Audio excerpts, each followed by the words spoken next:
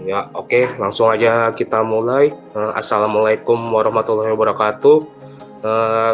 Pada kesempatan kali ini, kami dari kelompok 3 akan mempresentasikan hasil diskusi tugas makalah kami yang berjudul Sintering pada Material Keramik. Next.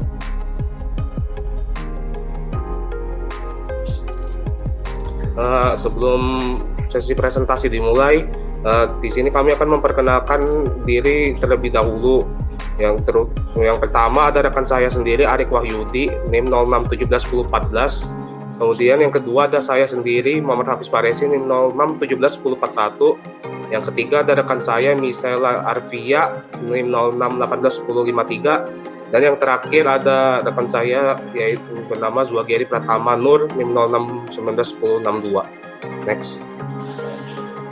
Adapun output yang akan dipresentasikan pada sesi presentasi kali ini, yang pertama ada pendahuluan, yang kedua ada pembahasan yang meliputi pengertian sintering, mekanisme difusi sintering, dan faktor yang mempengaruhi difusi sintering. Kemudian yang ketiga ada studi kasus, dan yang terakhir ada kesimpulan. Next. Terus lanjut ke output yang pertama, yaitu pendahuluan, yang dimana terdapat latar belakang yang akan dijelaskan oleh rekan saya, Misela Arvia. Kepada Misela dipersilakan.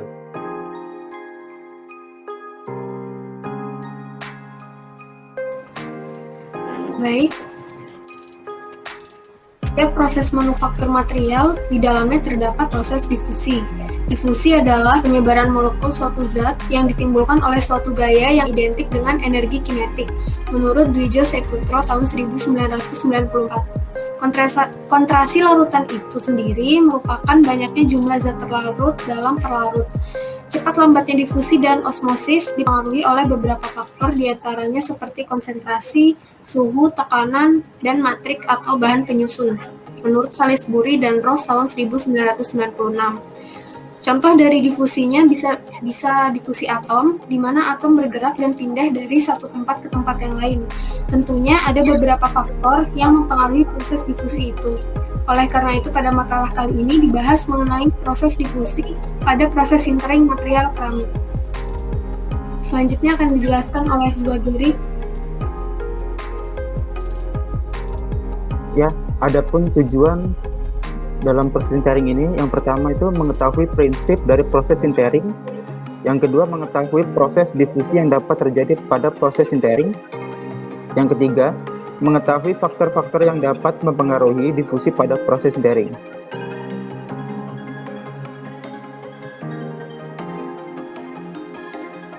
Kemudian yang kedua ada pembahasan yang meliputi pengertian dan prinsip sintering, yang akan dijelaskan oleh rekan saya Zuageri. Pada Zuageri persilakan.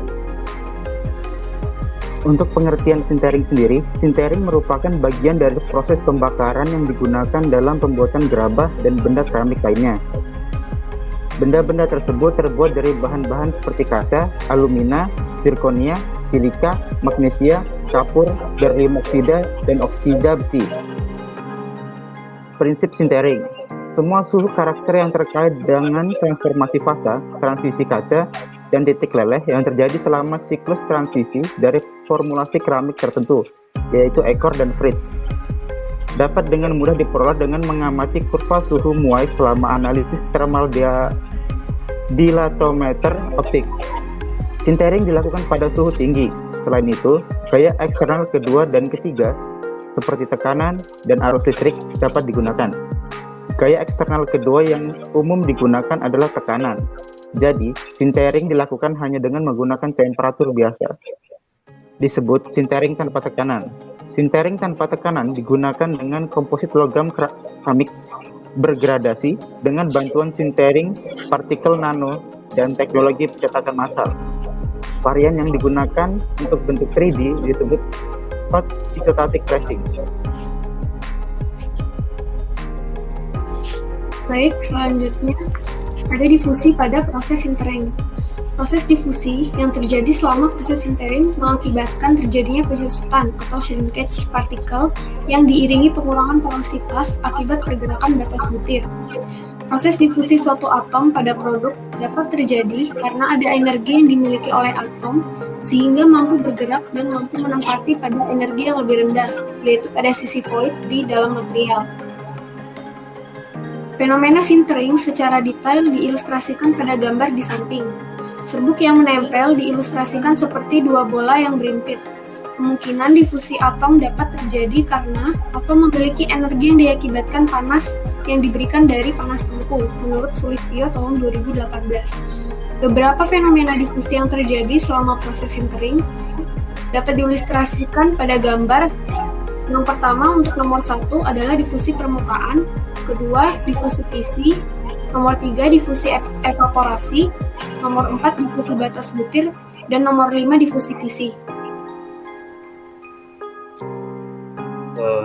Kemudian selanjutnya, adapun faktor yang mempengaruhi pada proses sintering pada material keramik berupa cacat yang diperlihatkan sebagai berikut ini. Yang pertama ada meliputi ukuran partikel bubuk, kemudian yang kedua ada efek campuran, yang ketiga ada temperatur pada waktu sintering, yang keempat ada kondisi sintering, dan yang terakhir ada tekanan molding. Next. Kemudian menurut Jiangsu di tahun 2018, faktor-faktor yang mempengaruhi difusi pada proses sintering sendiri salah satunya yaitu pada ukuran partikel bubuk, yang dimana di sini diketahui partikel halus dapat meningkatkan gaya penggerak sintering, kemudian memendekkan jarak difusi pada atom, dan meningkatkan kelarutan partikel dalam fase cair yang dapat mempercepat proses sintering. Kemudian yang kedua ada efek campuran, yang dimana dalam fase sintering tersebut campuran dapat meningkatkan sintering dengan meningkatkan cacat, sedangkan dalam sintering fase cair campuran dapat meningkatkan sintering dengan mengubah sifat-sifat fase cair. Next.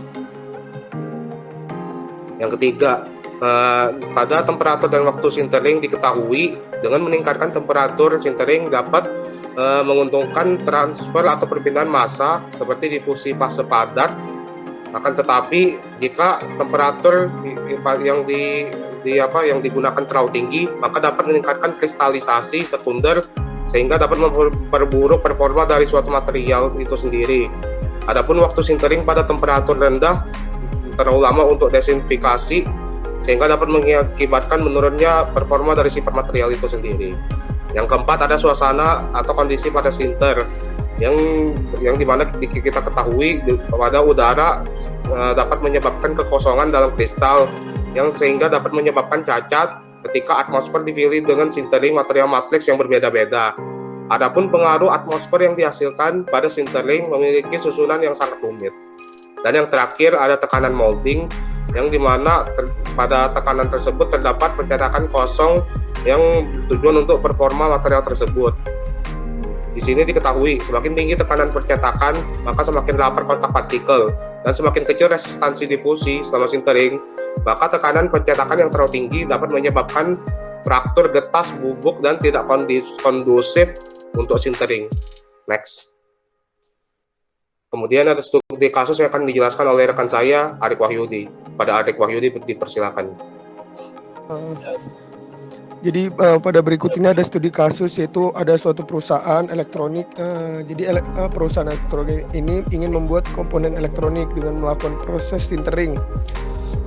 Nah, jadi proses sintering itu juga yang udah dijelaskan sebelumnya, yang udah dijelaskan oleh teman-teman sebelumnya.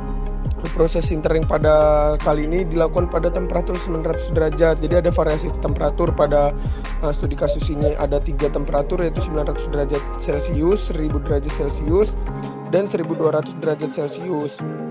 Nah, sebelum dilakukannya produksi komponen elektronik ini, perusahaan ini tuh meminta engineer untuk memberikan saran untuk menentukan proses sintering yang terbaik.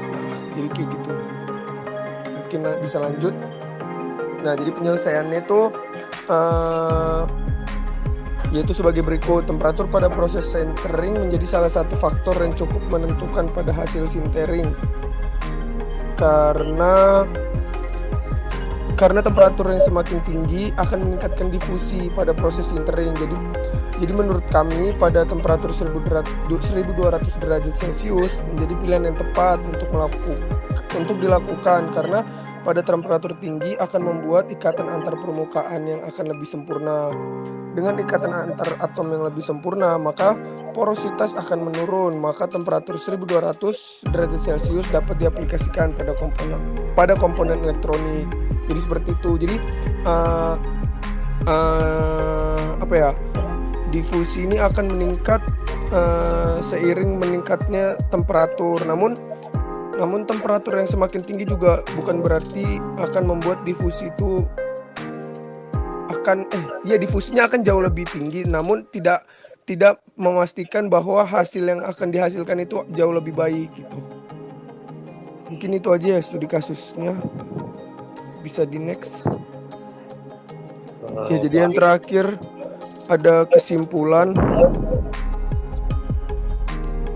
Jadi kesimpulan dapat diambil dari makalah ini antara lain sebagai berikut.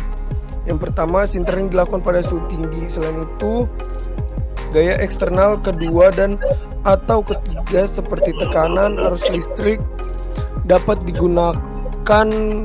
Gaya eksternal kedua yang umum digunakan adalah tekanan. Jadi, sintering yang dilakukan hanya dengan menggunakan temperatur biasa disebut sintering tanpa tekanan. Sintering tanpa tekanan dimungkinkan dengan komposit logam keramik bergradasi dengan bantuan sintering partikel nano dan teknologi percetakan massal. Varian yang digunakan untuk bentuk 3D disebut hot isostatic pressing. Kemudian kesimpulan selanjutnya yaitu difusi yang dapat terjadi pada proses sintering diantaranya difusi permukaan, difusi kisi, difusi evaporasi, dan difusi batas butir.